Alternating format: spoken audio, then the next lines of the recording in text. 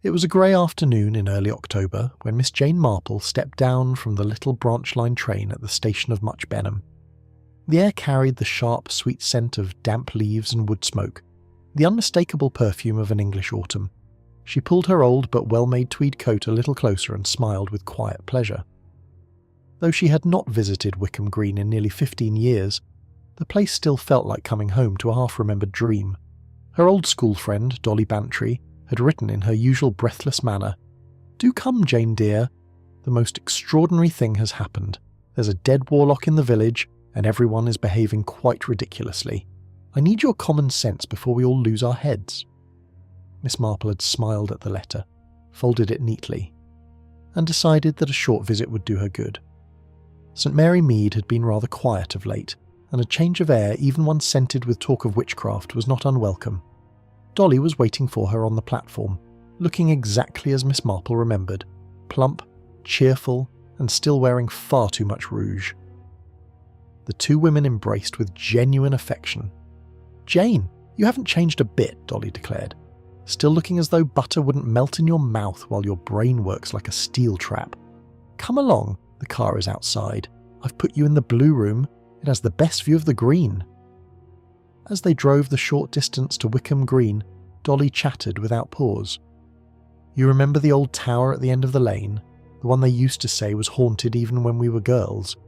Well, a man called Elias Crowe moved in there about 7 years ago, called himself a warlock, wore long black cloaks, kept strange hours, and grew the most peculiar herbs in his garden. The villagers were half terrified and half fascinated. He kept very much to himself, but people went to him all the same, for love potions, curses on enemies, cures for rheumatism. Foolish, of course, but you know how village people are." Miss Marple nodded gently. She knew village people very well indeed. "Last night," Dolly continued, lowering her voice although there was no one to overhear, "Elias Crowe was found dead in his tower. The door was locked from the inside. The windows are high and barred. There was no sign of forced entry. And yet, he was lying on the stone floor with a look of absolute terror on his face. The doctor says it was heart failure. But the villagers are whispering that his own magic turned against him. They're calling it the Warlock's curse." Miss Marple's blue eyes grew thoughtful. "How very interesting," she murmured. "And what do you think, Dolly?"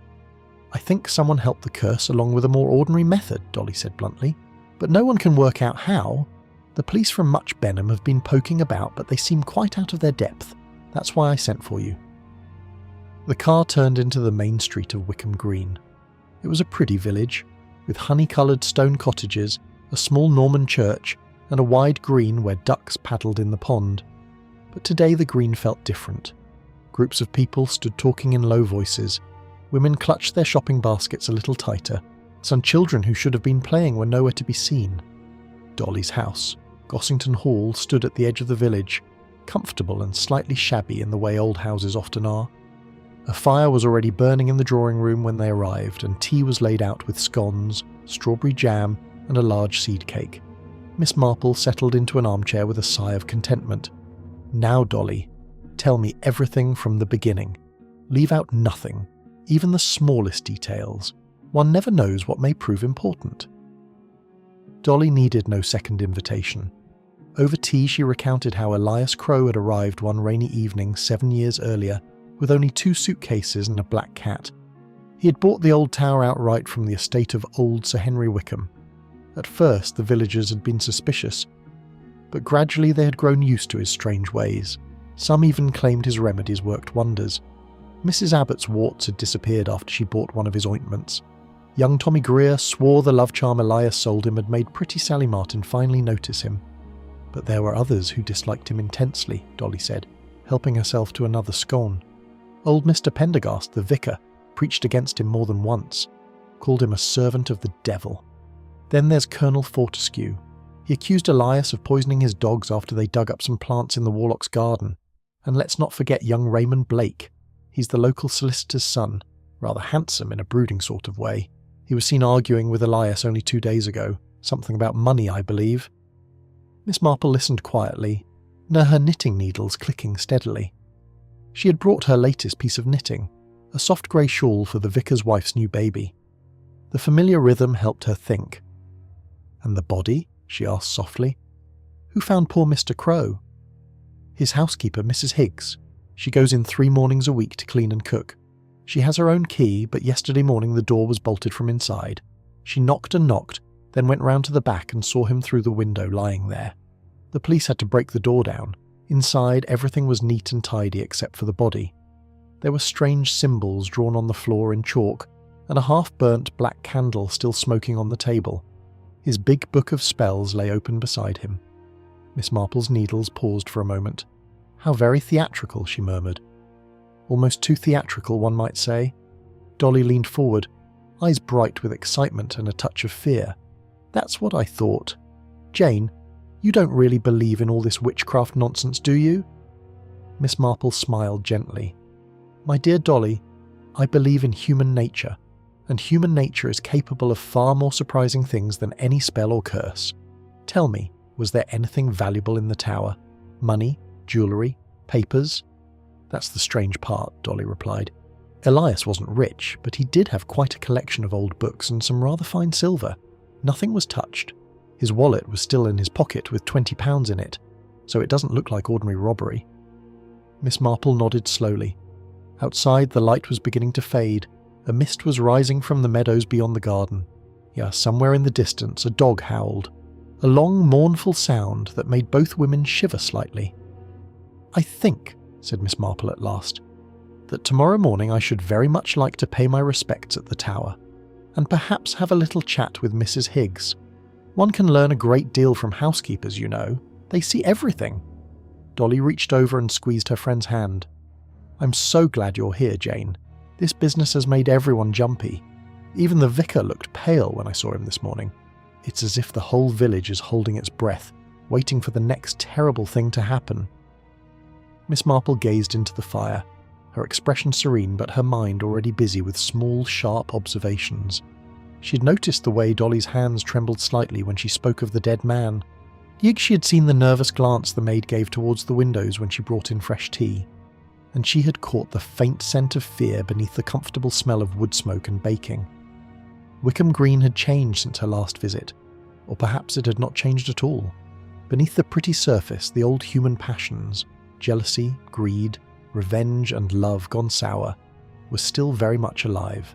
And somewhere in the village someone was very pleased that Elias Crowe, the self-styled Warlock of Wickham Green, was dead. Miss Marple took another sip of tea and smiled to herself, a small, quiet smile that her nephew Raymond would have recognised at once. The game, as they say, was afoot.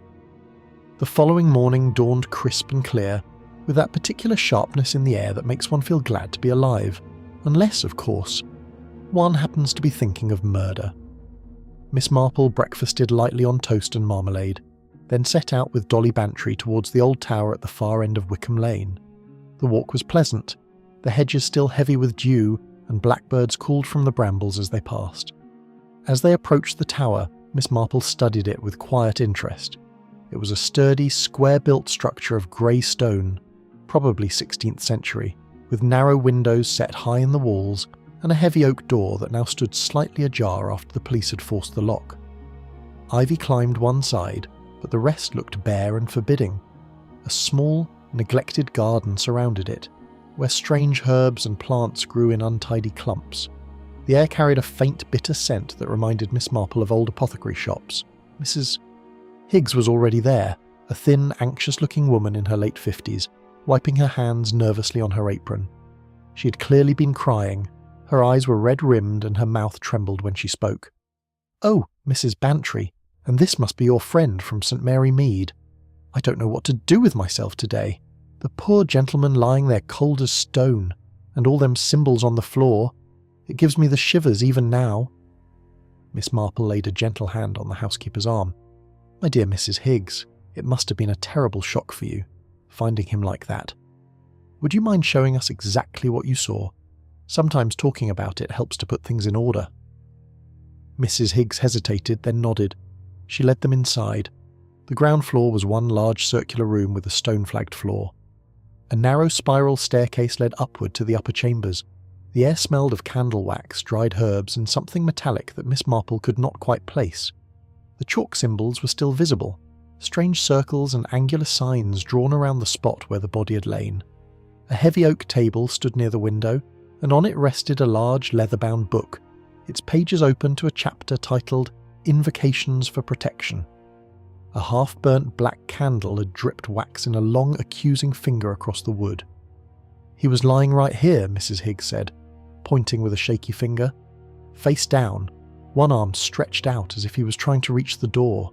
His eyes were wide open, staring like he'd seen the devil himself. "I've never seen anything so dreadful," Dolly Bantry shivered visibly. "And the door was definitely bolted from the inside." "Yes, Mum. I tried my key, but it wouldn't turn because the bolt was shot. I had to run for help. Young Jim from the forge came and broke it open with a crowbar. The police arrived later. Inspector Craddock. He's the one from Much Benham. He looked all round, but couldn't find how anyone could have got in or out. The windows are too high and narrow for a man to climb through, and they were latched tight." Miss Marple moved slowly around the room, her eyes missing nothing. She noticed a small smear of ash on the edge of the table, a single long grey hair caught on the back of the chair, and the fact that one of the strange symbols had been partially rubbed out, as though someone had stepped on it in haste. She bent down and examined the floor more closely. "Tell me, Mrs. Higgs," she said kindly, "did Mr. Crowe seem worried or frightened in the days before his death? Did he say anything unusual?" The housekeeper twisted her apron. "Well, he was always a bit strange, miss. Kept himself to himself, mostly. But last week he seemed restless.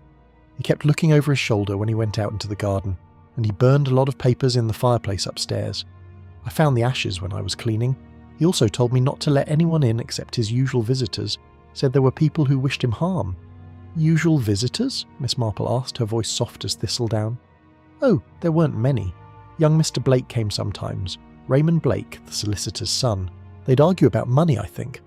Mr. Crowe lent him some once, or so I gathered from the raised voices. Then there was Mrs.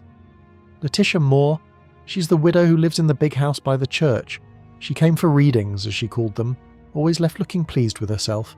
And Colonel Fortescue. He came storming in about his dogs. Threatened to have the law on Mr. Crowe if he didn't stop practicing his devilry." Miss Marple nodded encouragingly. "And did anyone else come regularly?" Mrs. Higgs lowered her voice. "There was a young woman, Miss Clara Denville. She works at the post office. Pretty thing, but quiet. She came late in the evening sometimes. I saw her leaving once or twice. She looked upset. I think she was in love with him, poor girl. Though he was old enough to be her father." Dolly raised her eyebrows but said nothing. Miss Marple continued her gentle questioning. "Did Mr. Crowe keep much money in the house?" "Not that I know of, miss. He paid me every Friday in cash, always exact. But he had that big old safe upstairs. I never saw inside it. He kept it locked." They climbed the narrow stairs to the upper room. It was sparsely furnished. A narrow bed, a desk covered with papers and dried plants, and the heavy iron safe in the corner. The safe door stood slightly open. Inside, Miss Marple could see only a few documents and a small velvet pouch that appeared empty. "Was the safe open when you found him?" she asked. "No, miss. The police opened it yesterday. They said there was nothing valuable missing, just some old letters and a bit of silver." Miss Marple's eyes lingered on a small photograph on the desk. A faded picture of a much younger Elias Crowe standing beside a woman with bright, intelligent eyes. On the back, in faded ink, were the words, "To my dearest Elias, forever yours, Eleanor, 1948. She felt a small pang of sadness. Even Warlocks had once been young and in love. As they descended the stairs again, they met Inspector Craddock coming up the path. He was a tall, serious man in his 40s, with a worried expression that deepened when he saw Miss Marple. "Miss Marple," he said with a mixture of respect and resignation, "I might have known Mrs. Bantry would send for you. This is a most puzzling case. No signs of entry, no weapon, no poison, according to the preliminary report. The doctor thinks it was natural causes, a heart attack brought on by fright or shock, but the circumstances are highly suggestive," Miss Marple finished calmly. "Yes, I quite agree. Tell me, Inspector, have you spoken to all the regular visitors yet?" "We're in the process. Young Blake is being difficult. Says it's none of our business. Colonel Fortescue is blustering about witchcraft ruining the village, and Miss Denville burst into tears when we questioned her. Claimed she hadn't seen Mr. Crowe for a week." Miss Marple smiled gently. "People do get upset when death comes close, Inspector. especially when there is guilt involved, or fear. Craddock looked at her sharply. You think it's murder, then? I think, said Miss Marple, that it would be very unwise to accept the obvious explanation too quickly. The human heart is capable of many things, but it rarely stops beating simply because of chalk marks on the floor. They stepped outside into the pale sunlight, and a small crowd had gathered at a respectful distance, villagers whispering, pointing, crossing themselves. Among them Miss Marple noticed a tall, dark-haired young man watching the tower with a mixture of anger and sorrow. That must be Raymond Blake. Near him stood a pale, pretty girl in a grey coat, Clara Denville no doubt, and further back a stout military-looking gentleman with a red face, Colonel Fortescue probably. Miss Marple felt the familiar quiet thrill of the chase. Somewhere among these ordinary frightened angry people was someone who had planned and carried out a most ingenious crime, someone who had used the Warlock's own reputation as a perfect cloak for very human wickedness. She turned to Dolly with a serene smile. I think, my dear, we should invite a few people to tea this afternoon. It is always so much easier to observe human nature over a good cup of tea and a slice of cake. Dolly grinned. You're enjoying this, Jane? Miss Marple's eyes twinkled. Not enjoying, dear, but one does feel useful when one can help prevent further unhappiness, and I have a feeling that poor Mr. Crowe's death is only the beginning of the story, unless we're very careful. As they walked back towards Gossington Hall, the mist began to rise again from the meadows. The tower stood dark and silent behind them, as though keeping its secrets close. But secrets, Miss Marple knew from long experience, had a way of revealing themselves to those who looked with patience, kindness, and a clear understanding of how very ordinary and how very flawed human beings could be. The drawing room at Gossington Hall was filled with the soft glow of lamplight and the comforting aroma of freshly baked Victoria sponge and buttered scones. Miss Marple had arranged the afternoon tea with her usual quiet care. The silver teapot gleamed, the best china was out, and a small fire crackled in the grate against the growing autumn chill. It was the perfect setting for observing people when they thought they were simply being sociable. Dolly Bantry had sent invitations to the most promising suspects, or, as Miss Marple preferred to think of them, persons of interest. Colonel Fortescue arrived first, marching in with military precision, his moustache bristling and his face still flushed with indignation. Damned nonsense, this whole business, he declared, accepting a cup of tea with a stiff nod. Warlock indeed. The fellow was a charlatan, preying on the weak-minded, poisoned my best gun dogs with those infernal plants of his. If you ask me, his black magic finally caught up with him. Good riddance, I say. Miss Marple passed him a slice of cake and smiled sweetly. How very distressing about your dogs, Colonel. Were they particularly valuable? Prize setters, the Colonel grunted. Cost a pretty penny. I told Crowe I'd have the law on him if he didn't stop growing those devilish herbs. He laughed in my face, said his plants were older than my regiment. Arrogant devil. Raymond Blake arrived next, looking pale and tense. He was a handsome young man of about 30, with dark hair and restless eyes that kept darting towards the windows. He accepted tea but barely touched the cake. I don't see why I was invited, he said curtly. I had business dealings with Elias Crowe, nothing more. He lent me some money last year for my father's firm. It was all perfectly legitimate. Money can create such complications, can't it? Miss Marple murmured, her knitting needles clicking softly. She was working on the grey shawl again. Especially when repayment becomes difficult. Did Mr. Crowe press you for the return of the loan recently? Blake's hand tightened around his teacup. That's private business. But yes, he mentioned it 2 days before it happened. I told him I needed more time. He wasn't pleased, but he wasn't threatening either, just cold. Clara Denville came in quietly, almost timidly. She was a slender girl with soft brown hair and large, sorrowful eyes. Her hands trembled as she took her cup, and she sat on the edge of her chair as though ready to flee at any moment. I hardly knew him, she said in a whisper when Miss Marple gently asked about her visits to the tower.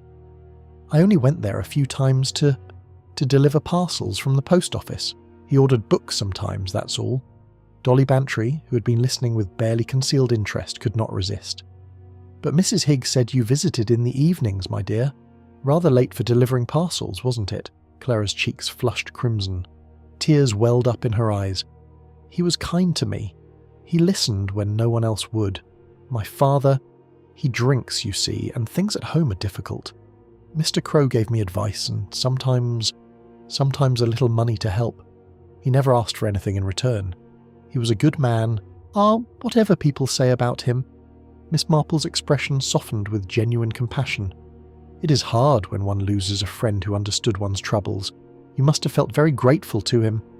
"I was," Clara said, her voice breaking, "and now everyone is saying he was evil, that he brought the curse on himself, but I don't believe it. Someone killed him. I know it in my heart." The room fell silent for a moment, broken only by the ticking of the grandfather clock and the gentle clink of teacups. Miss Marple noticed how Colonel Fortescue avoided looking at Clara, how Raymond Blake watched the girl with a mixture of pity and something sharper, jealousy perhaps. The last guest to arrive was Letitia Moore, the widow from the big house by the church. She swept in dramatically, dressed in deep purple with a heavy jet brooch at her throat. She was a handsome woman in her early 60s, with sharp features and intelligent eyes that missed very little. "What a perfectly macabre tea party," she declared, settling herself comfortably. "Discussing poor Elias over sponge cake. How very English. I suppose you all think I'm here because I consulted him about my late husband's will." Miss Marple tilted her head. "Did you, Mrs. Moore?" "Of course I did. Elias had a remarkable gift for seeing patterns where others saw only chaos. He helped me understand certain investments my husband had made. Nothing supernatural, I assure you. Just keen observation and old family knowledge. He came from a long line of herbalists and wise women, you know." "His grandmother was rumoured to be a white witch in Cornwall," Colonel Fortescue snorted. "White witch or black, the man was dangerous. He filled young heads with nonsense. Look at Miss Denville here, mooning about like a lovesick schoolgirl." Clara flinched as though struck. Miss Marple intervened smoothly. "Human emotions are rarely nonsense, Colonel. Love, gratitude, fear, they can drive people to extraordinary lengths. Tell me, Mrs. Moore, did Mr. Crowe ever seem afraid during your last meeting?" Letitia Moore paused, her teacup halfway to her lips. "Now that you mention it, yes. He was distracted. He kept glancing at the door and said something about shadows closing in. I thought it was just his usual theatrical manner, but perhaps there was more to it. He gave me a small packet of herbs that day. For peaceful sleep, he said. Hey, I still have it." The conversation turned to village gossip, but Miss Marple listened with only half an ear. She was watching the small signs, the way Raymond Blake's foot tapped nervously under the table, the protective glance he occasionally cast towards Clara, the way Colonel Fortescue's hand shook slightly when he spoke of the dead man, and the calculating look in Letitia Moore's eyes whenever the safe upstairs was mentioned. After the guests had departed, Dolly turned to her friend with sparkling eyes.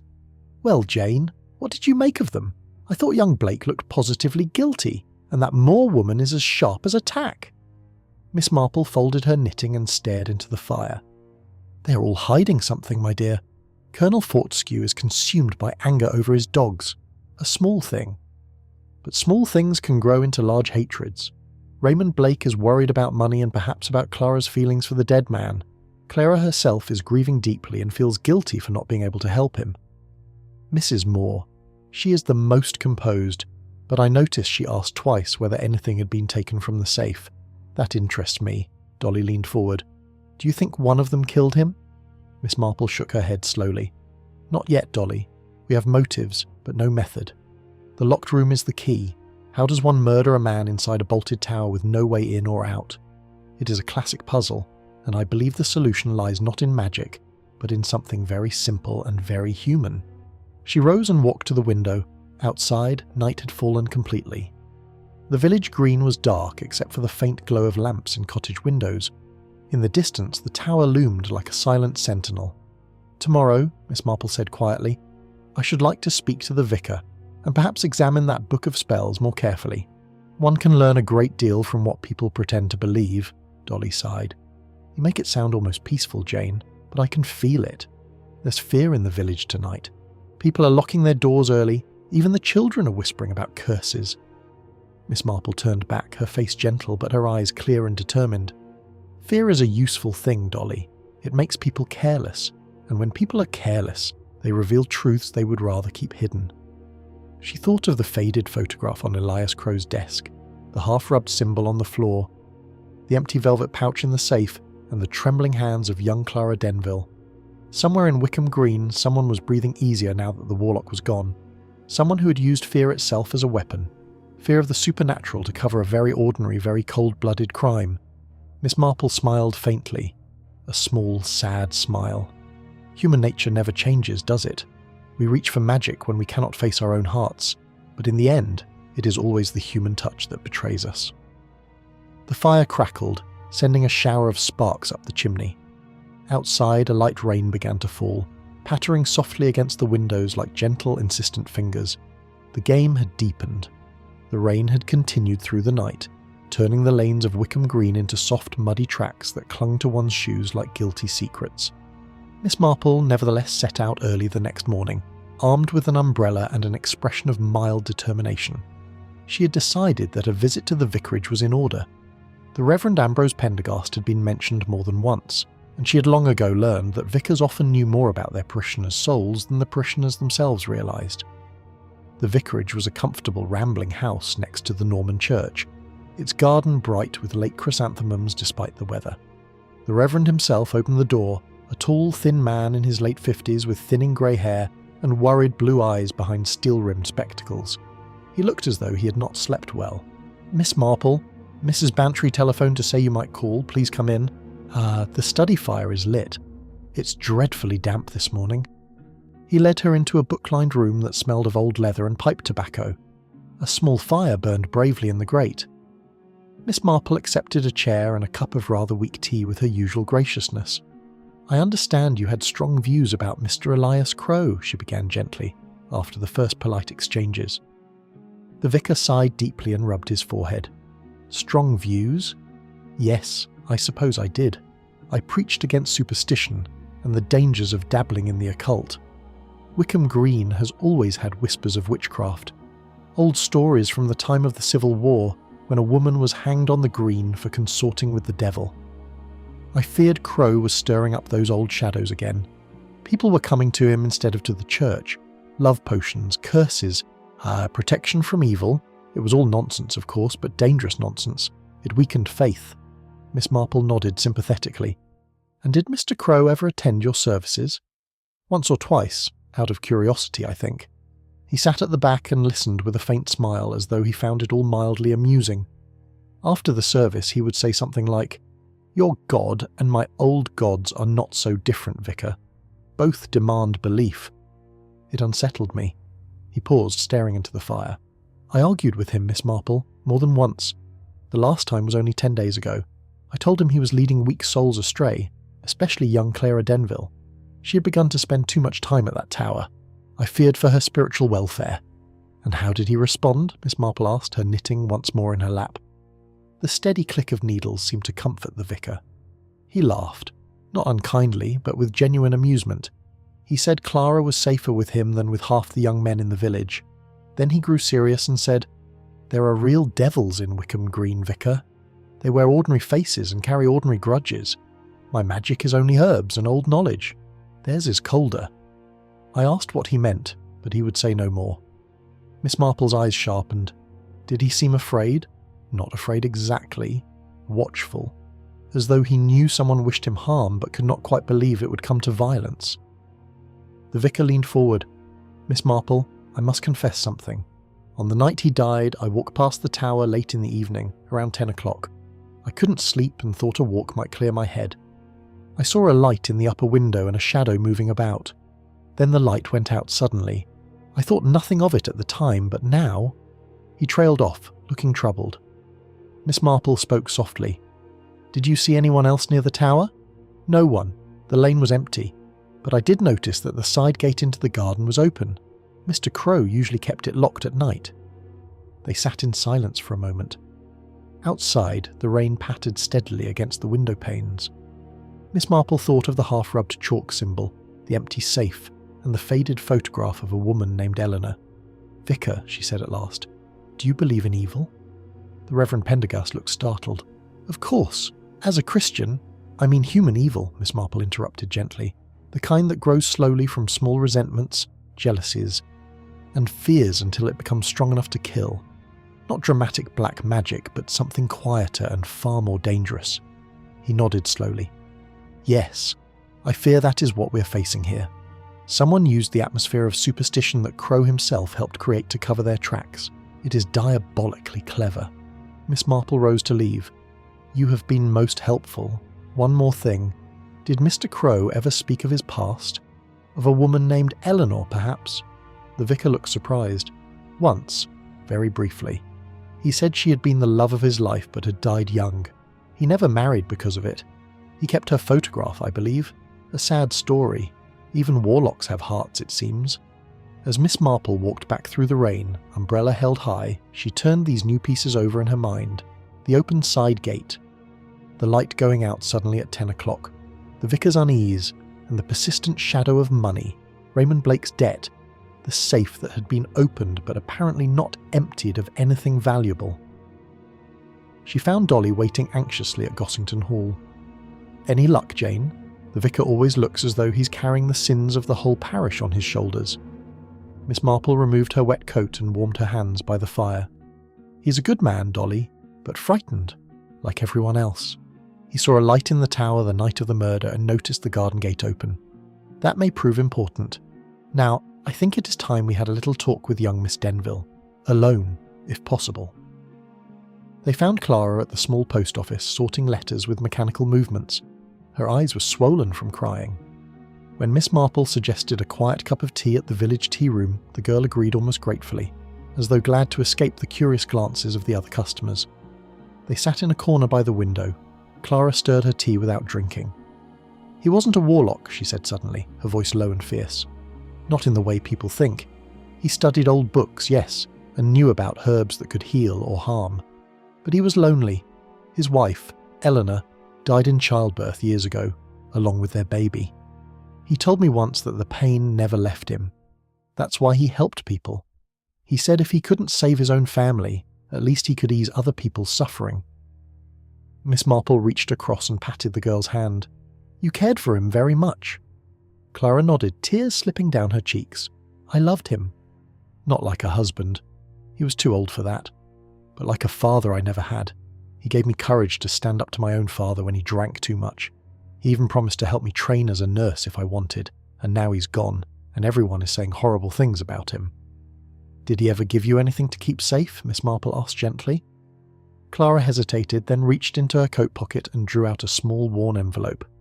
He gave me this 2 weeks ago, said if anything happened to him I should give it to someone I trusted. I didn't know what to do with it.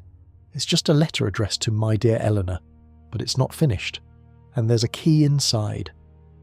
Miss Marple's heart quickened, but her face remained calm. She took the envelope carefully. Inside was a single sheet of paper covered in the Elias Crowe's spidery handwriting, and a small brass key. The unfinished letter read, My dearest Eleanor, if you are reading this, then I have failed to protect what little remains of our life together.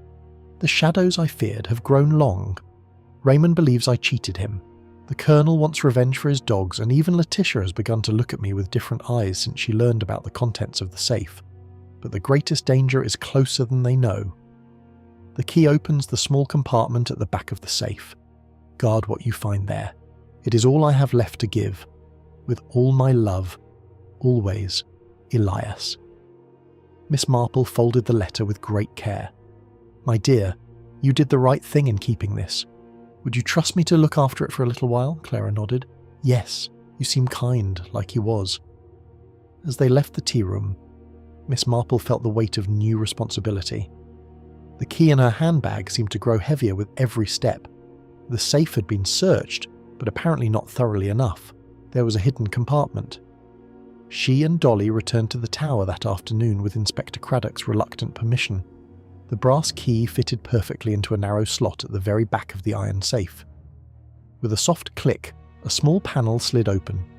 Inside lay a thin bundle of old letters tied with ribbon, a small leather pouch containing a beautiful Victorian sapphire ring, and a single sheet of paper with a list of names and amounts. Miss Marple read the list aloud in a quiet voice. Raymond Blake, £850 Colonel Fortescue, £200 dogs. Letitia Moore, £1,200 investments. Reverend Pendergast, £300 church roof appeal, promised but never paid. At the bottom, in Elias Crowe's handwriting, All debts of the heart and the pocket. Some will kill to keep them secret. Dolly gasped. Jane, it's a list of people who owed him money or favours. Motives for everyone. Miss Marple's face was grave. Yes, my dear, and someone knew about this list. Someone who realised that the Warlock's magic included knowing far too much about the private affairs of Wickham Green. She slipped the list into her handbag beside the unfinished letter. The rain had stopped, but the sky remained heavy and grey. As they left the tower, Miss Marple glanced back at the dark stone building.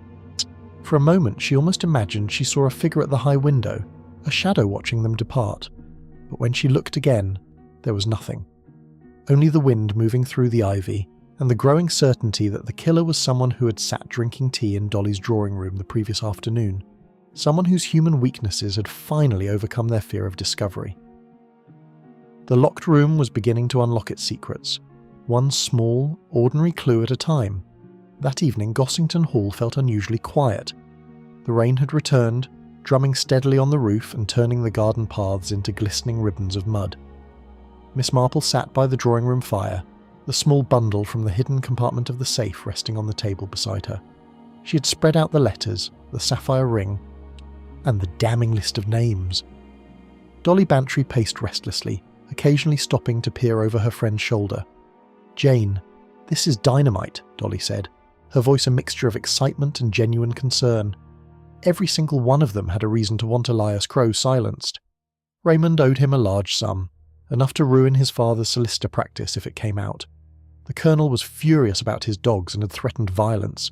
Letitia Moore clearly borrowed or invested money through him and didn't want it known. Even the vicar, £300 for the church roof that he never repaid. It makes one wonder about sermons on honesty. Miss Marple adjusted her spectacles and picked up one of the old letters. It was addressed to Elias from his late wife Eleanor, written in a delicate hand. The words spoke of love, of loss after the baby's death, and of Elias's promise to use his knowledge of herbs and old law only for good. One passage caught her eye particularly. Remember, my love, that true power lies not in spells, but in understanding the hearts of those around you. People will pay any price to keep their secrets safe. She set the letter down gently, feeling a wave of sadness for the lonely man who had tried to fill the emptiness in his life by helping others, and had ultimately paid for that kindness with his life. I think, Miss Marple said slowly, that Mr. Crowe kept these records not for blackmail, but as a form of protection. He knew too much about too many people. The list was his insurance. Unfortunately, someone discovered its existence and decided the risk was too great. Dolly sank into the opposite armchair. But how did the murderer get in and out of a locked tower? That's the part that still baffles me. The door was bolted from the inside. The windows are narrow and high. Even a child couldn't squeeze through. Inspector Craddock is tearing his hair out. Miss Marple smiled faintly, her needles once more busy with the grey shawl. Locked rooms are only impossible until one sees the simple trick, my dear. I've been thinking about the half-burnt black candle, the chalk symbols, and the fact that one symbol was smudged as though someone stepped on it hurriedly. Also, Mrs. Higgs mentioned that the tower smelled of candle wax and something metallic when she found the body. She paused, her blue eyes distant. Tell me, Dolly, do you remember the layout of the tower clearly? The ground floor is one large room with the staircase in the corner. The upper room has the safe and the desk. There is no other door? Dolly nodded. Yes, and the police confirmed the bolt was shot from the inside. The key was in the lock on the inside as well, but the bolt prevented the housekeeper's key from working. Miss Marple's needles clicked faster for a moment. Exactly. Now, suppose someone was inside the tower with Elias Crowe that evening. They argued, perhaps about money or the list. In the heat of the moment, or by careful planning, the visitor caused Crowe's death. Heart failure, the doctor said, brought on by shock. Then the visitor needed to leave without being seen, and without leaving the door unbolted. But how? Dolly demanded. Miss Marple set her knitting aside. Let us go back to the tower tomorrow morning with Inspector Craddock. I have a small idea I should like to test. In the meantime, I think it would be wise to have another quiet word with young Raymond Blake. He seemed the most agitated at tea yesterday. The next morning broke grey but dry. Inspector Craddock met them at the tower looking harassed. Miss Marple, I hope you have something concrete. The Chief Constable is pressing for answers. The village is in an uproar. Half the people won't go out after dark, and the other half are accusing their neighbours of witchcraft. Miss Marple patted his arm kindly. "Patience, Inspector. Murder is rarely solved in a hurry. Shall we go inside?" Once in the ground floor room, she moved slowly, reconstructing the scene. Mr. Crowe was found here, face down, one arm stretched towards the door. The chalk symbols were around him. The candle was on the table, still smoking when Mrs. Higgs arrived. Now, and notice the position of the table. It is quite close to the staircase. She asked Craddock to stand where the body had been found. Then she went to the narrow window that overlooked the garden. It was latched but not locked from the inside in the usual way. The catch was old and loose. "Suppose," she said thoughtfully, "that after the visitor left, someone else entered briefly, or that the murderer used a very simple mechanical trick. Dolly, would you be so kind as to go outside and stand by the side gate? Inspector, if you would remain here." When Dolly had gone, Miss Marple examined the heavy oak door carefully. The bolt was old but sturdy. She tested the key in the lock. Then she asked the inspector to shoot the bolt while she stood outside. From the garden, with Dolly watching, Miss Marple produced a long piece of stout string she'd brought in her handbag. She looped it carefully around the knob of the bolt through the narrow gap where the door met the frame, a gap just wide enough for the string when the door was almost closed. She passed the ends of the string out through the gap, closed the door almost completely, and then pulled gently on both ends. With a soft thud, the bolt slid home from the outside. Dolly gasped. "Jane, you did it!" Miss Marple smiled modestly. "A very old trick, my dear, but effective. The string can then be pulled free or left to drop inside if one is careful. The murderer could have killed Mr. Crowe, or frightened him to death, then used this method to lock the door from outside, making it appear as though the Warlock had died alone behind a bolted door. The chalk symbols and candle were added to suggest a supernatural cause and to confuse any investigation. Inspector Craddock looked both impressed and slightly chagrined. That explains the locked room. But who, and how was Crowe actually killed? The doctor found no poison, no marks of violence.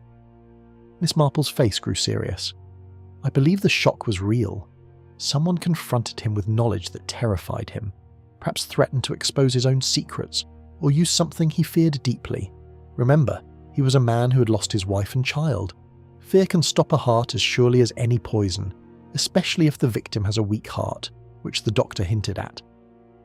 They returned to Gossington Hall for lunch. Over cold ham and salad, Miss Marple suggested inviting Raymond Blake for a private conversation that afternoon. The young man arrived looking even more strained than before. His eyes were shadowed, and he accepted a glass of sherry with unsteady hands. "Mr. Blake," Miss Marple began kindly, "I know about the money you owed Mr. Crowe. £850 is a great deal. Did he threaten to tell your father or ruin the family firm?" Blake stared at the floor. "He didn't threaten exactly, but he said he needed the money back soon because others were pressing him. I panicked. I went to the tower that night, the night he died, around 9 o'clock. We argued. I told him I couldn't pay yet. He showed me that list, said he had records of everyone's debts. He wasn't angry, just tired and disappointed. He said, 'Raymond, money is the least important thing, but secrets have a way of poisoning everything.' Then he asked me to leave. I did. I swear I left him alive. The door was open when I went." Miss Marple watched him closely. "Did you notice anyone else near the tower?" Blake hesitated. "I thought I saw a figure in the garden as I left, someone in a dark coat, but it was raining and dark. I can't be sure." After he had gone, Dolly turned to Miss Marple. "Do you believe him?" "I believe he's telling the truth about leaving Crowe alive," Miss Marple replied. "But he is still hiding something. Perhaps his feelings for Clara Denville. Jealousy can twist even honest young men." That evening, as the rain eased, Miss Marple took a solitary walk around the village green. She passed the post office where Clara still worked, the Colonel's house with its neatly trimmed hedges, and Letitia Moore's large, imposing residence. Lights burned in several windows, but the streets felt watchful and uneasy. As she turned towards Gossington Hall, she heard footsteps behind her. Turning, she saw Letitia Moore approaching, her face pale in the lamplight. "Miss Marple," the widow said urgently, "I must speak with you. I know about the list in the safe. Elias showed it to me once. I owed him money, foolish investments he helped me with after my husband died. But I did not kill him. I was at home all evening with my maid as witness. Please believe me." Miss Marple studied the woman's frightened eyes. I believe you are afraid, Mrs. Moore, but fear can make people do strange things. Tell me truthfully, did you visit the tower after Raymond Blake left that night?" Letitia Moore hesitated, then shook her head.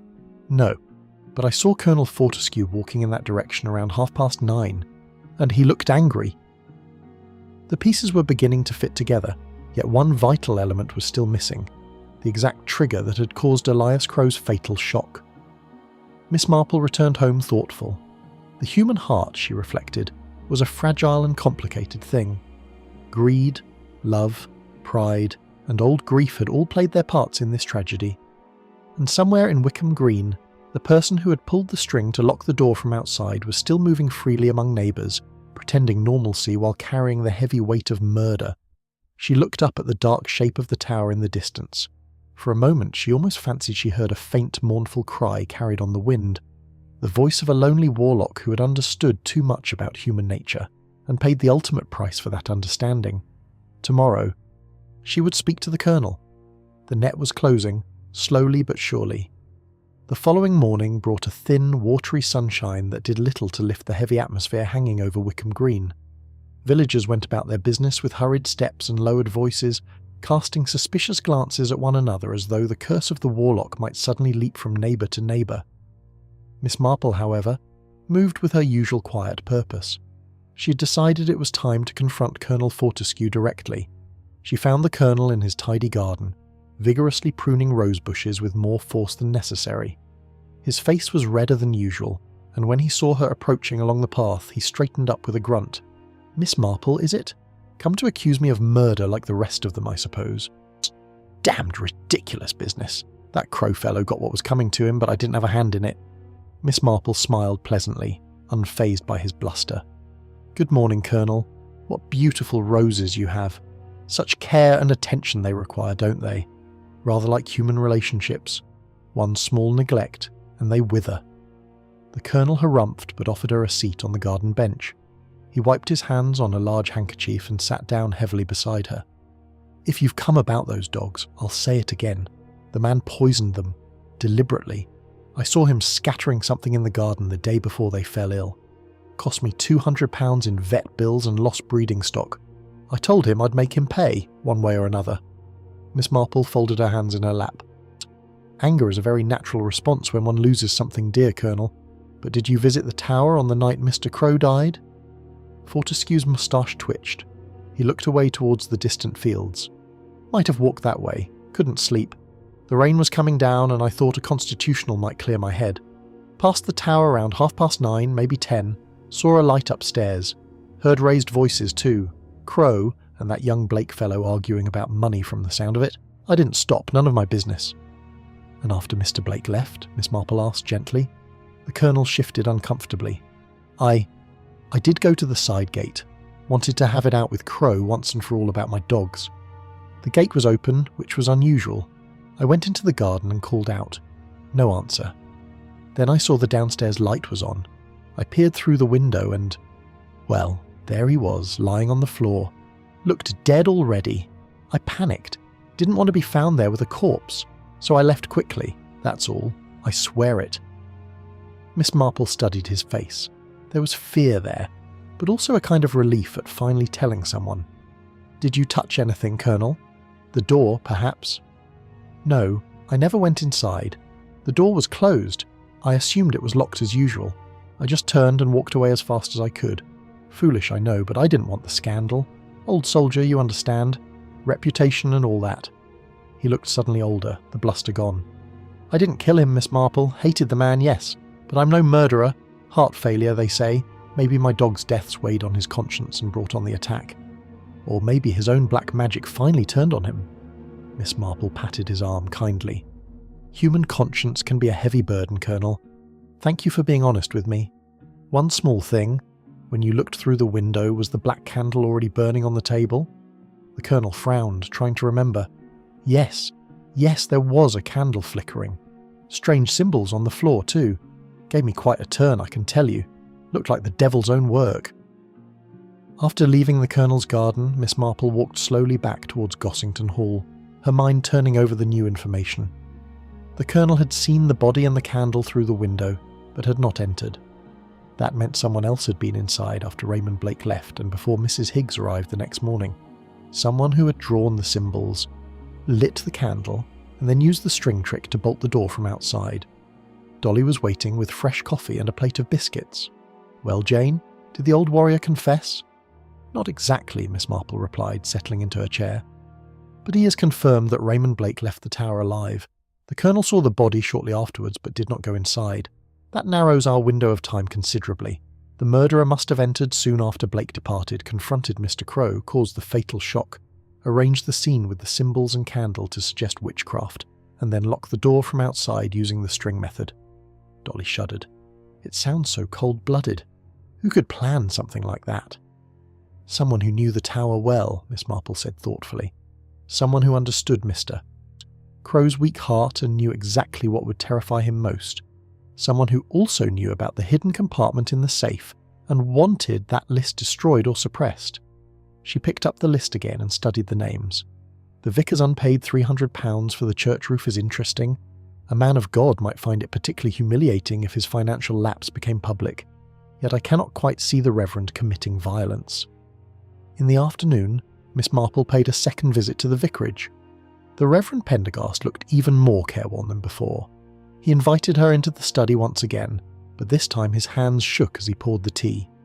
"I have been praying a great deal, Miss Marple," he admitted. "This business has shaken my faith, not in God, but in my own judgment of people. I confess I owed Mr. Crowe money. He a small loan for urgent repairs to the church roof after last winter's storms. I intended to repay it from the collection, but the money was slower coming in than I expected. He never pressed me harshly, but I felt ashamed nevertheless." Miss Marple nodded with understanding. "Shame can be a powerful emotion, Vicar. Did you visit the tower on the night in question?" The vicar's face paled. "I told you I walked past it. I saw the light go out suddenly around 10 o'clock, but I did not enter. I give you my word as a man of the cloth." Miss Marple believed him. There was genuine distress in his eyes, the distress of a good man who feared he had failed his community in some way. As she was leaving, the vicar stopped her at the door. "Miss Marple, there is one more thing. A few days before his death, Mr. Crowe came to me privately. He said he was tired of living with secrets, both his own and other people's. He spoke of wanting to make amends, perhaps even leaving the village and starting afresh somewhere quiet. He mentioned a box of letters he kept, letters from his wife Eleanor, and said they reminded him daily of what truly mattered. I urged him to seek peace through prayer. I fear he never found it." That evening, as twilight gathered, Miss Marple asked Dolly to accompany her for one more visit to the tower. Inspector Craddock joined them, looking increasingly hopeful that the case was nearing resolution. Inside the ground floor room, Miss Marple stood where the body had been found. She closed her eyes for a moment, picturing the scene, the candle, the symbols, the stretched arm towards the door, the metallic smell Mrs. Higgs had noticed. Suddenly her eyes opened. "Inspector, would you please examine the floorboards near the base of the staircase again, particularly any that might be loose?" Craddock knelt and began probing with his penknife. After a few moments, one short board lifted slightly. Beneath it was a small, shallow space. Inside lay a crumpled piece of paper and a small glass vial that had once contained liquid. Miss Marple took the paper carefully. It was another note in Elias Crowe's handwriting, written hastily. "If I die suddenly, it is not magic. Look to the one who fears exposure most. The vial contains a harmless sleeping draught I sometimes used, but someone may have replaced it with something stronger. Trust no one completely. Even kindness can hide a knife." The metallic smell suddenly made sense, perhaps a chemical residue from whatever had been used to frighten or weaken Crowe. Dolly's voice was hushed. "Jane, this means the murderer may have switched the contents of the vial, something that caused a fatal reaction when Crowe drank it, thinking it was his usual draught." Miss Marple nodded gravely. "Yes, a very human poison after all. Not dramatic enough to show in a cursory examination, but enough to stop a weakened heart when combined with shock and fear. The murderer then arranged the theatrical scene to point towards the supernatural." As they left the tower, a figure emerged from the shadows near the garden gate. It was Clara Denville, her face streaked with tears. "I couldn't stay away," she whispered. "I keep thinking if I had been here that night, I could have saved him. He was going to help me escape my father's house. He promised. And now—" Miss Marple put an arm around the trembling girl. "My dear, you must not blame yourself. Mr. Crowe understood human frailty better than most. He would not want you to live in sorrow." But as Clara was comforted, Miss Marple's sharp eyes caught a movement in the lane beyond, someone watching from a distance before slipping away into the growing darkness. The killer was growing nervous. The net was tightening. That night, as Miss Marple prepared for bed, she stood at her window looking out towards the tower. The ancient stones seemed to hold their breath, waiting for the final revelation. She thought of Eleanor's letters.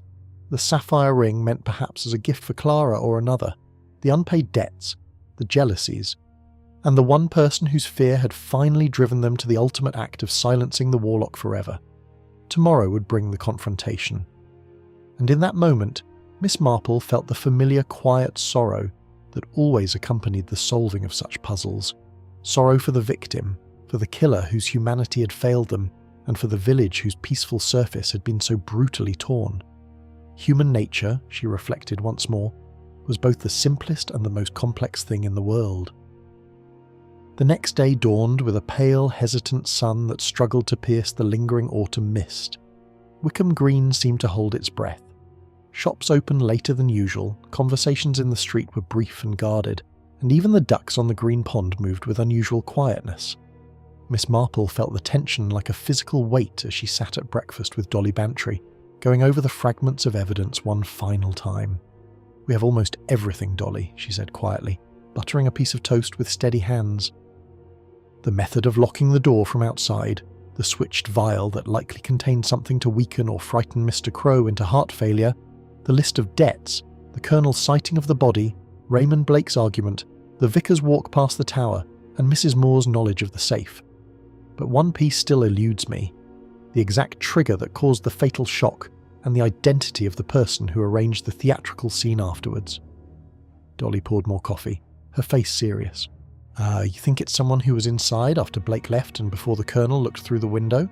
"Yes, a narrow window of perhaps 20 or 30 minutes. Enough time to argue, to administer the substance, perhaps by offering Crowe a drink for his nerves, then to watch the shock take effect, draw the symbols, light the candle, and slip out using the string on the bolt." Miss Marple paused, her blue eyes thoughtful. The person must have known the tower intimately. They must have known about the sleeping draught vial hidden under the loose floorboard, and they must have had a deep personal reason to fear exposure, something stronger than mere money. A knock at the front door interrupted them. Inspector Craddock had arrived, looking tired but determined. "Miss Marple, the lab report came back overnight. Traces of digitalis were found in the residue of the vial and in a small glass on the table upstairs. Not enough to kill a healthy man outright, but more than enough to cause fatal arrhythmia in someone with a weak heart, especially if combined with emotional distress. The doctor has revised his opinion. It was murder, cleverly disguised as natural causes and supernatural terror." Miss Marple nodded calmly. "Digitalis, from foxglove, I believe. Mr. Crowe grew many herbs. The murderer used his own garden against him. How very cruel." Craddock sat down heavily. "We need to bring them all in for formal questioning. Blake, Fortescue, Moore, the vicar, even young Clara Denville. But I'd rather have your guidance first. You see things I miss." Miss Marple smiled gently. "Then let us invite them here this afternoon, not as suspects, but as concerned villagers helping with inquiries. Tea, perhaps. People reveal more when they feel they are being polite rather than interrogated." By 3 o'clock, the drawing room at Gossington Hall was once again filled with familiar faces. Colonel Fortescue sat ramrod straight, moustache twitching. Raymond Blake looked pale and defiant. Letitia Moore wore her usual dramatic purple, but kept twisting a handkerchief in her lap. The Reverend Pendergast appeared deeply unhappy, his hands clasped as though in prayer. Clara Denville sat quietly beside Miss Marple, her eyes red but dry now, as though she had cried herself empty. Miss Marple poured tea with the serenity of a hostess at a perfectly ordinary gathering. "Thank you all for coming," she began softly. "Poor Mr. Crowe's death has cast a long shadow over our little village. I believe we can help lift it by speaking honestly with one another." She let the silence stretch for a moment, then continued. "Mr. Crowe was not killed by magic. He was killed by fear and a carefully administered dose of digitalis from his own foxglove plants. The door was locked from the outside using a simple string trick after the deed was done. The chalk symbols and burning candle were added to suggest a curse, a theatrical touch to mislead us all. Gasps and murmurs rippled around the room. Raymond Blake leaned forward. Who would do such a thing? Miss Marple's gaze moved slowly from face to face. Someone who felt their secrets were about to be exposed. Someone who knew the tower well enough to find the hidden vial under the floorboard. Someone who understood that the greatest terror for Elias Crowe would not be physical pain, but the reopening of his deepest wound, the loss of his wife Eleanor and their child. She reached into her handbag and drew out the faded photograph from Crowe's desk, along with the unfinished letter Clara had given her. Mr. Crowe kept Eleanor's letters as his most precious possession. In one of them, she reminded him that true power lies in understanding hearts. He used that understanding to help people, but also to protect himself by recording debts and secrets. The murderer feared that protection was about to fail, Letitia Moore spoke sharply. Are you accusing one of us of reading private letters? Not reading, Miss Marple corrected gently, but perhaps overhearing or being shown them. Mr. Crowe was lonely. He sometimes confided in those he trusted, or thought he trusted. She turned to Clara. My dear, you were very close to him. Did he ever show you anything from his past? Clara shook her head. Only the photograph once. He said Eleanor would have liked me, that I reminded him of her gentleness. Colonel Fortescue snorted. Sentimental nonsense. The man was a charlatan. Perhaps, Miss Marple said, but charlatans do not usually die for their kindness. Let us consider what would terrify a man who had already lost everything. Not money, not public exposure of small debts, but the threat to destroy the last remaining fragments of his memories of Eleanor, perhaps by burning her letters in front of him, or threatening to smear her name with some invented scandal. The room grew very still. Miss Marple continued, her voice soft but clear. The murderer entered after Raymond Blake left. They offered Mr. Crowe a drink, to calm your nerves after the argument, laced with digitalis. When the effects began, they produced the letters or threatened them. The shock to his already weakened heart was fatal. Then, to cover their tracks, they drew the symbols, lit the candle, and used the string to bolt the door from outside, stepping on one symbol in their haste. She paused and looked directly at Letitia Moore. Mrs. Moore, you knew about the safe and its contents. You visited often for readings. You borrowed significant sums, and you were seen near the tower that evening. Letitia Moore's face flushed with anger. I was at home. My maid can swear to it. Until 9:30, Miss Marple said calmly. After that, your maid retired.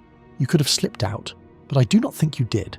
Your fear is real, but it is the fear of exposure, not of guilt. She turned next to the Colonel. You saw the body through the window but did not enter. Your anger was hot but honest. You are not the careful planner who thought of the string trick and the theatrical scene. Colonel Fortescue nodded gruffly, relief visible on his face. The vicar spoke in a trembling voice. Then who? In God's name, who could have done such a thing? Miss Marple's eyes rested with deep sadness on Raymond Blake. Mr. Blake, you argued with Mr. Crowe about money. You left him alive, but you returned later, didn't you? Not to kill, but because you felt guilty and wanted to apologize or plead for more time. You found the door bolted from inside. You looked through the window, saw the body and the symbols, and panicked. You told no one because you feared you would be blamed. Blake's face crumpled. Yes. God help me, yes. I went back around 10:15. The door was locked. I saw him lying there. I thought his magic had finally turned on him, or that he had taken his own life in despair. I was terrified. I ran away. I'm sorry. I should have raised the alarm. Miss Marple nodded gently. Thank you for your honesty. That leaves only one person who had both the opportunity and the deepest, most personal motive tied to Eleanor. She turned slowly towards Clara Denville. The girl stared back, eyes wide with shock. Me? But I loved him. Yes, my dear, Miss Marple said, her voice filled with compassion rather than accusation. You loved him as a father, as a protector. But you also loved Raymond Blake. You'd been torn between the two men, the older man who offered kindness and escape from your difficult home, and the younger man you hoped to marry. Mr. Crowe knew of your feelings for Raymond. In his unfinished letter, he hinted at it. On the night of the murder, after Raymond left, you went to the tower. You found Mr. Crowe upset. You argued. Perhaps you begged him not to demand the money back so soon, because it would ruin Raymond's family and your future together. When he refused, when he said he would expose all the debts, including Raymond's, you lost control for a moment. You offered him the usual sleeping draught to calm him, but you had earlier replaced the contents with digitalis from the garden, something you knew how to do because he had taught you about herbs. Clara began to shake her head violently, tears streaming down her face. Miss Marple continued sadly. When the digitalis began to work and his heart faltered, you panicked. You threatened to burn Eleanor's letters unless he forgave the debt, the one threat that would terrify him most, reopening the wound of his greatest loss. The shock finished him. Then, in terror, you arranged the symbols and candle to make it look like a curse, used the string trick, which you had seen him demonstrate once as a parlour trick, and slipped away. You even stepped on one of the symbols in your haste. Later, you gave me the letter and key, hoping it would point suspicion elsewhere. Clara collapsed into sobs, burying her face in her hands. I didn't mean to kill him. I only wanted to scare him into helping Raymond. The digitalis was supposed to make him ill for a day or two, not this. When he started gasping and clutching his chest, I was horrified. I tried to help, but it was too late. The letters... I never touched them. I only threatened. Oh God, what have I done? Raymond Blake moved instinctively towards her, his face ashen. The others sat in stunned silence. Inspector Craddock rose quietly and placed a gentle hand on Clara's shoulder. Miss Denville, I must ask you to come with me to the station. Clara looked up at Miss Marple with drowning eyes. He was kind to me. I betrayed him, all because I was afraid of losing Raymond and my chance at happiness. I'm so sorry. Miss Marple took the girl's cold hand in both of hers. Human love and fear can drive us to terrible acts, my dear. Mr. Crowe understood that better than most. He would have forgiven you, I think, but the law must take its course. Perhaps in time, understanding and remorse will bring some measure of peace. As Craddock led Clara away, the room emptied slowly. Letitia Moore left without a word, the vicar murmuring prayers under his breath, the colonel shaking his head in disbelief. Raymond Blake lingered, looking broken. She didn't mean to kill him, he whispered. She was desperate. I should have paid the debt sooner. This is partly my fault. Miss Marple regarded him with quiet pity. Fault is rarely simple, Mr. Blake. Learn from it. Live better. That is the only atonement any of us can offer now. When the house was quiet again, Dolly poured 2 glasses of sherry with shaking hands. Jane, how did you know it was Clara? She seemed the most innocent. Miss Marple sipped slowly, her eyes sad. Because she was the only one whose motive was not mere greed or anger, but twisted love. She knew the herbs, the tower, the string trick, and most importantly, Gruai. She knew exactly how to wound Elias Crowe's heart. The unfinished letter mentioned her indirectly, and when she gave me the envelope so readily, it was a little too perfect, an attempt to appear helpful while directing attention elsewhere. The human touch, my dear Dolly. Always look for the human touch beneath the veil of magic. Outside, the mist had lifted. The tower stood dark and silent against the evening sky.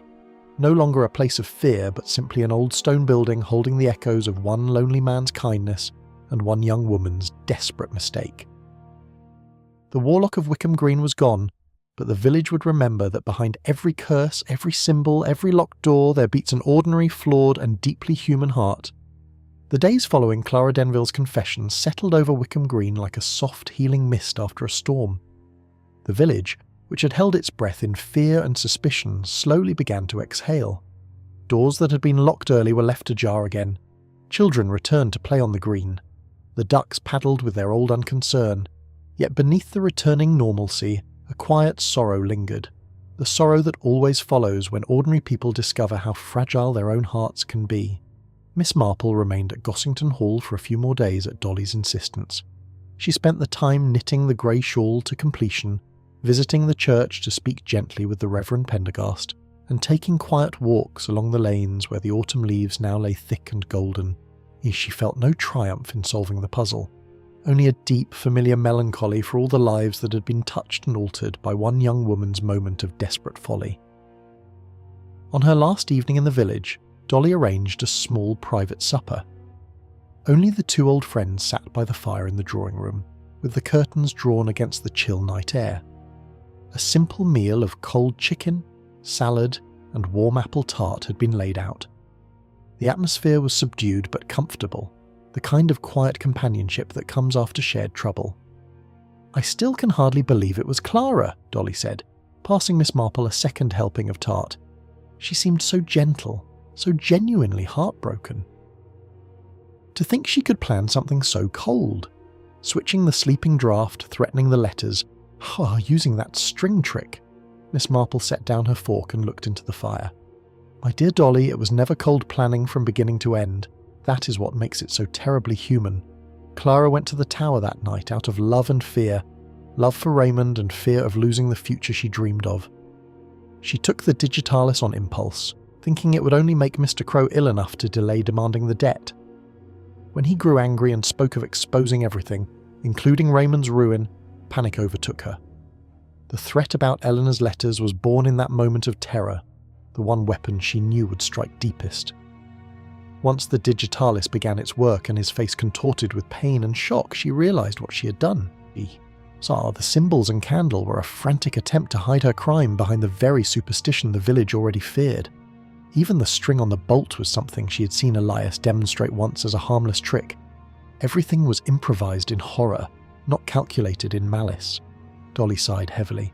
Poor child, and poor Elias. He only wanted to help people. He carried his own grief so quietly, yet understood everyone else's so well. Yes, Miss Marple murmured, that was his gift, and his undoing. He saw too clearly into hearts. He knew Raymond was struggling, knew the Colonel's pride was wounded, knew Letitia Moore's financial fears, even knew the vicar's small shame over the church money. He kept the list not to blackmail but to protect himself and perhaps to remind himself that everyone carries burdens. In the end, it was the one person he trusted most, young Clara, whom he saw almost as a daughter, who could not bear the weight of her own burden. Outside, the wind stirred the ivy on the walls of Gossington Hall. Somewhere in the distance an owl called, a lonely, mournful sound. Dolly refilled their glasses with a little port. What will happen to her now? Inspector Craddock says the charge will likely be manslaughter rather than murder, given the lack of premeditation and her immediate remorse. She will go to prison, of course, but perhaps not for many years. Raymond has promised to stand by her. He feels his own guilt deeply. If he had faced his debt honestly, none of this might have happened. The Colonel has surprisingly offered to help with legal costs, saying he misjudged the girl. Even Mrs. Moore has been remarkably quiet, perhaps reflecting on her own secrets. The vicar prays for her daily. In time, the village may learn to forgive, as villagers sometimes do when they see genuine suffering.